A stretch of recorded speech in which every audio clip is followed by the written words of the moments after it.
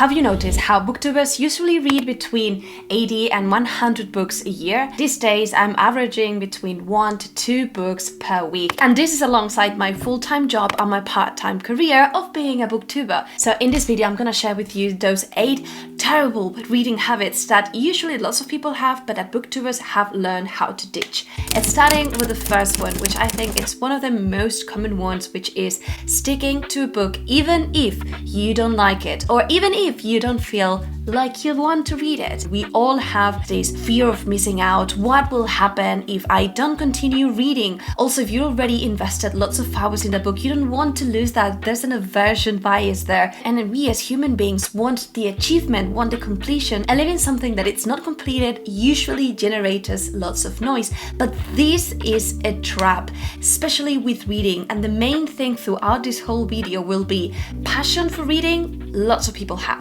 What booktubers do is keep that passion consistently. And one of the main reasons why that passion fades, it's because we are pushing ourselves to read something that we don't really feel like it. So I suggest embracing the DNFs to just leave the book, if not for all time, maybe just for a bit, just close it. Be good to yourself. Just pick another thing. There are lots of stuffs out there, and hopefully you will find another thing that just makes it right for you. The second reading habit that lots of booktubers do is to blend stories. So you take your time and you understand that if you want to read certain stories, there are some ones that will need more of your attention, that are more deep, more intense, and there are others that are more light. So we are usually blending that throughout the week, the month, the year, so that we not only go too heavy on the big fantasy series that we want to read and just invest time there, but we also read either other genres or palette cleansers, which this is my favorite. So imagine that I'm reading Stormlight Archive and I've just finished Way of Kings and I'm about to start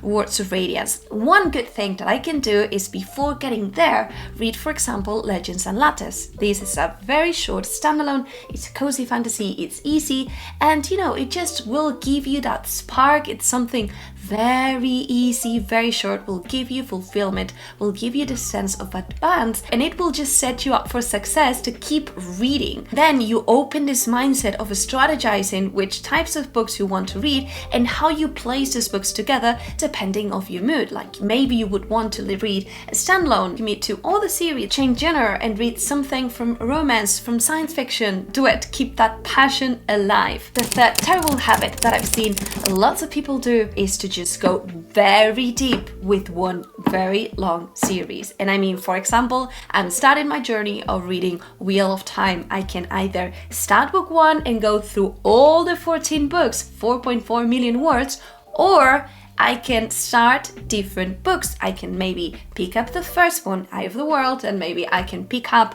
all the stories, Name of the Wind, Game of Thrones, all the stuff that keep that vibe open. So in a way, I will always have this idea of I have lots of very exciting things along, but I don't get exhausted by the same world, the same characters. And I actually made this mistake a while back while reading Game of Thrones. I needed a break. I read up till book 3, and when I was in the middle, I was like, I cannot have any more drama of these characters. Everything goes always sideways, and I felt very burned out. So I really recommend opening different stories instead of going very deep into one. Of course, this does not mean that you read book 1, book 2, book 3, book 4 very close to each other. I just mean to be aware of how exhausted you can get with the world and try to think that maybe you can read other epic fantasies if you are in that mood, and maybe not, and just keep that mind open. The fourth reading habit that we booktubers have embraced is not only reading physical books, and this means that we usually blend either books that we're reading on Kindle or physical, and also audiobooks. This is of course not for everyone, but there are so much time that you can use while you are doing all the chores, you are doing all the stuff, walking, connecting. If reading is a passion, expanding this passion to other contexts and to other forms, it's a very good way of just keep reading and reading and reading. Especially with the audio, this was the main thing that changed the number of books that I read over years, especially because I have a little bit of time every day to sit down and read, but that is not something that I usually control. Every day I do some chores, lots lots of stuff, and having this time to read as well, it just made me very fulfilled, and it is game changing. And this next habit or tip, I think is going to be very controversial, but I want you to think about how valuable it is for you to read every sentence, every word. And I mean, if you are reading a long series or even a book and you're feeling tired, you're feeling that a part, it's not really calling you, over descriptive for what you're seeking at that moment, that it's too gory, too dark, too deep, whatever it is, and you are stuck in that part or you are losing the interest, you immediately need to give yourself a little bit of slack and just skim that part. You can either read it faster and decide if you want to go back and reread it more slowly, or if you want to skip it. There are lots of books in which I found myself really struggling. I decided to go a little bit fast in some parts, and then I found myself really loving the book again. So I really recommend stop trying to read every word, because yes, there are times in which reading that whole story just makes it to another level.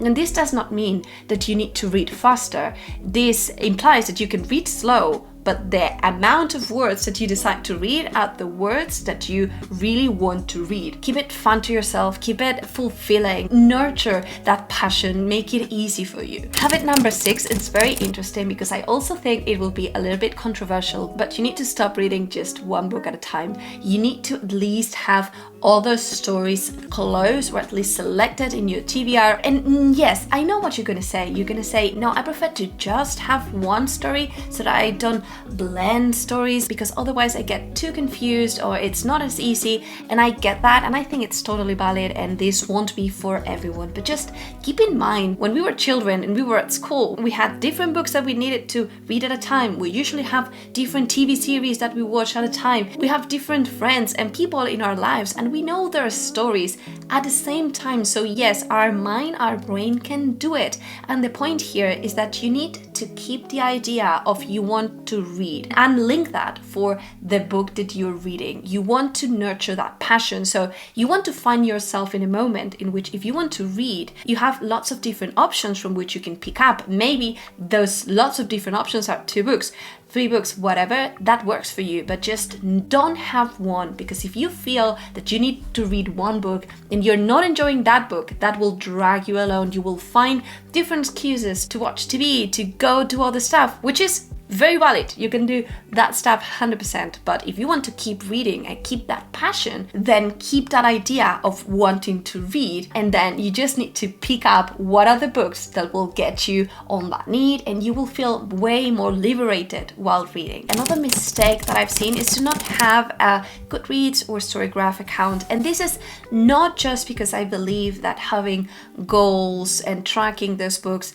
help, which it can, but I think that this is very personal, but because this is a source of finding new books. So yes, Booktube, it's one of those ways, but Goodreads and Storygraph are kind of like the social media of books. You can see the reviews, you can see other people raving, gushing, hating, ranting. It is fascinating, and it's honestly so much joy for me to read a book, go there, see other like-minded people feeling the same. It is a close positive feedback, and also there, based on what I read, I get some recommendations of books that are similar. I can see the ratings. I can start to decide for myself what I'm going to read and how I think about that. And I really recommend here having a huge TBR, because again, you want to feel excited about those books. You want to keep yourself entertained and loving the idea of having something really great awaiting you. And yeah, you can DNF, you can skim, you can do all the stuff, because